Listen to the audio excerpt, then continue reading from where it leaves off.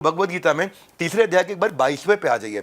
22वें को समझ लेते हैं, उसका ट्रांसलेशन पढ़ देता हूं। भगवान ने फिर अपने बारे में बोल दिया। किसके बारे में बोल दिया? अपने बारे में। भगवान ने बोला समस्त तीनों लोकों में मेरे लिए कोई भी कर्म निश्चित नहीं है, ना ही मुझे किसी पदार्थ का अभाव है। भगवान क्या कहते हैं? मुझे किसी चीज की कमी नहीं है, ना ही मुझ में पाने की कोई अपेक्षा है, मुझे कुछ चाहिए भी नहीं है, फिर भी मैं निश्चित रूप से अपना कर्म लगातार करते जा रहा हूं। समझ में आया? तो भगवान ने क्या कहा, क्योंकि अगर मैं नहीं करूंगा ना तो बाकी गड़बड़ हो जाएगी।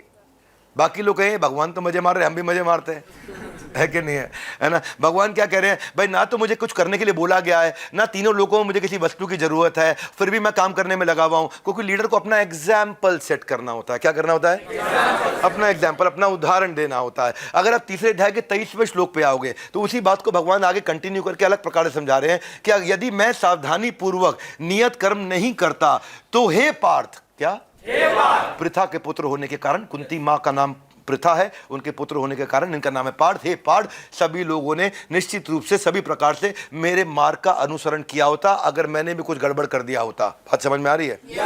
भगवान यहाँ क्या कहना चाह रहे हैं? भगवान यहाँ जस्टिफाई करके अपना एग्जाम्पल देकर समझा रहे हैं कि देखो भाई मैं क्या कर रहा हूं, मैं चुपचाप तुम्हारा यहाँ जूनियर ड्राइवर बन के बैठा हुआ हूं।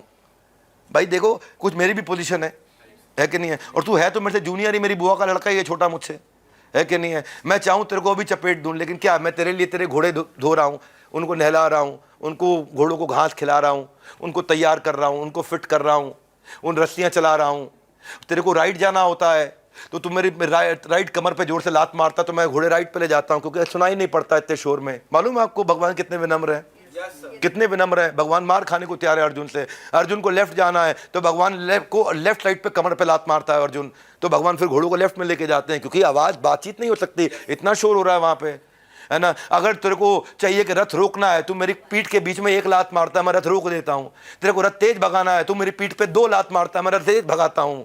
तो मैं अपने कर्म करके ये दिखा रहा हूं कि मुझे तेरे से कोई सैलरी नहीं चाहिए थी, लेकिन फिर भी कर रहा हूं, अपने आचरण के द्वारा सिखा रहा हूं। मेरे को कुछ प्रूव करने की जरूरत नहीं थी, लेकिन फिर भी तुझे समझाने के लिए ये बता रहा हूं कि मुझे अपना उदाहरण प्रस्तुत करना है। हालांकि किसी कोई जरूरत नहीं थी, लेकिन फिर भी करना है। क्यों? क्योंकि जैसा जैसा लीडर करेगा,